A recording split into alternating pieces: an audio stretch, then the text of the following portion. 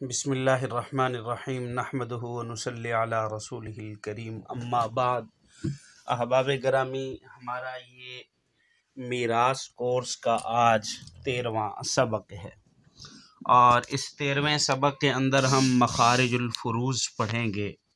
देखें, मखारिजुल फुरूज ये दो लफ्ज़ हैं, मखारिज और फुरूज। फुरूज हिस्से और सिहाम को कहते हैं, मखारिज वो अदद जिससे तरका तकसीम किया जाए। किताबुल्लाह में तरका के वर्सा के 6 तरह के फुरूज ज़िक्र किए गए हैं। आसानी के लिए उसकी 2 किस्में बनाई गई हैं। एक को सिन्फ़ अव्वल यानी नौ अव्वल, दूसरे को सिन्फ़ सानी यानी नौ सानी। नौ अव्वल के अंदर निस्फ़, रुबो और सुमन शामिल है और नौ सानी में सुलुसान, सुलुस और सुदुस शामिल है। और फिर फरमाया कि आप सिराजी में भी आपने पढ़ा होगा, क्योंकि तकरीबन सिराजी की इबारत है, इअलम अन्नल फ़राइज़ल मज़कूरा फ़ी किताबिल्लाहि तआला नौआन, अल अव्वल अस्सिन अन्निस्फ़ अर्रुबु वस्सुमन वस्सानी वस्सुलुसान वस्सुदुस वस्सुलुस वस्सुदुस अला तज़ईफ़ी व तस्नीफ़ी, यानी ये तस्नीफ़ और तज़ईफ़ दोनों तरीक़ों पर।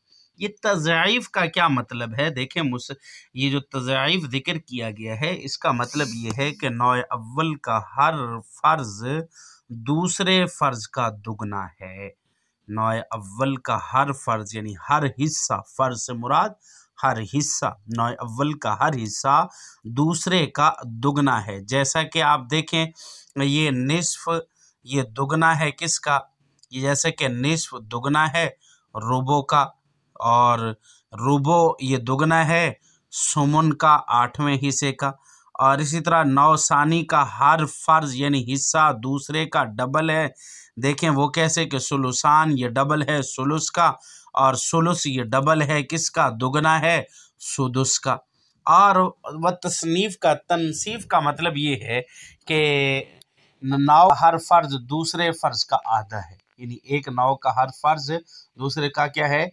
आधा है। जैसे कि आप देखें कि सुमन ये आधा है किसका? रुबो का, और रुबो ये आधा है निस्फ़ का। और इसी तरह नौसानी में देखें कि नौसानी के अंदर सुदुस ये आधा है किसका? सुलुस का, और सुलुस ये आधा है सुलुसान का।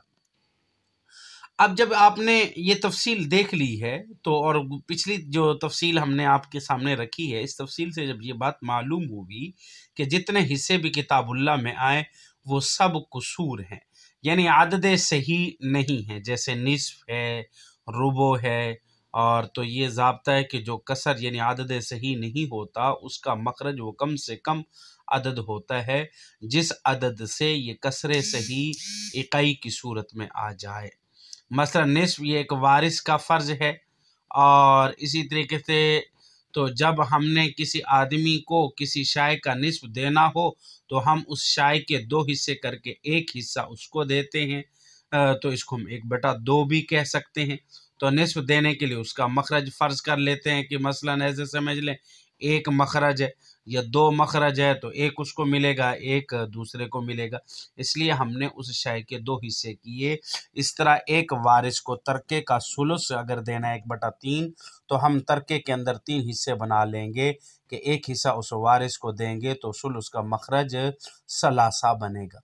सुलुस का मखरज यानी निस्फ़ का मखरज 2, सुलुस का मखरज सलासा, और सुलुसान का मखरज भी सलासा यानी 3 बनेगा। और रुबो का मखरज को हम 4 बनाएंगे, और सुमन का मखरज 8 बनाएंगे, सुदुस का मखरज 6 बनाएंगे। यह हर एक का मखरज बनाया है। और फिर यहाँ एक बात और देखिए, एक पहला उसूल समझिए कि तरके की तकसीम से मुताल्लिक पहला उसूल यह है कि जब मसले में सिर्फ एक फ़र्द असहाब फ़राइज़ में से हो, मसले में जब साहब फ़राइज़ में से सिर्फ एक फ़र्द हो, तो फिर उस सूरत में उस साहिब फ़र्ज़ का जो मखरज है, जो मखरज फ़र्ज़ है, उसी से मसला बनेगा। सिवाय निस्फ़ के उसका मखरज वो 2 बनेगा। निस्फ का मखरज 2, बाकी रुबो है उसका मखरज 4 है तो 4 से ही मसला बनेगा। सुमन का मखरज 8 है तो मसला 8 से बनेगा। सुदुस का मखरज 6 है तो मसला 6 से बनेगा। सुलुस का मखरज 3 है तो मसला 3 से बनेगा। और यहाँ मिसाल मैं एक छोटी सी आप यहाँ एक मिसाल भी दे देता हूँ कि एक अगर आदमी फौत होता है तो उसकी एक बेटी है और उसके साथ अख-ए-आइनी हकीकी भाई है, तो बेटी को निस्फ मिलेगा और भाई असबा बनेगा। तो अब यहाँ जो मखारिज है, मखारिज में से वो सिर्फ निस्फ है। हमने कहा कि जब अकेला निस्फ हो तो अब उस सूरत में मतलब मसला कितने से बनता है, 2 से। तो 2 में से एक हिस्सा बेटी लेगी और बाकी आसबा वो दूसरा गोया कि एक हिस्सा हकीकी भाई ले जाएगा। इसी तरीके से एक और मिसाल भी है, वो ये है कि मसलन अगर एक औरत फौत हुई तो उसका एक शौहर है और एक बेटा है, तो शौहर को रुबो मिलता है जब औलाद मौजूद हो और बेटा है ये आसबा बनेगा।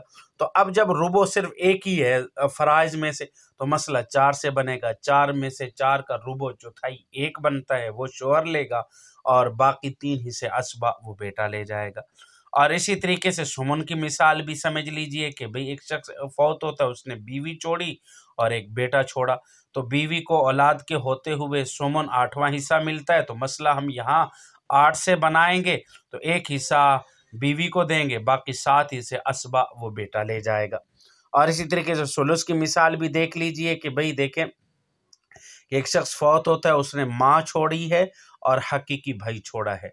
और हमने कहा था कि जब औलाद और वालिदैन में से कोई और औलाद या मियाँ बीवी में से कोई एक ना हो तो माँ को सुलुस मिलता है। तो यहाँ माँ को सुलुस मिलेगा और बाकी भाई असबा बनेगा, यानी 3 से मखरज होगा, 1 माँ को मिलेगा, 2 हिस्से वो असबा के तौर पर भाई ले जाएगा। और इसी तरह सुलुसान की मिसाल, सुलुसान में भी मखरज 3 है, मसला 3 से बनता है।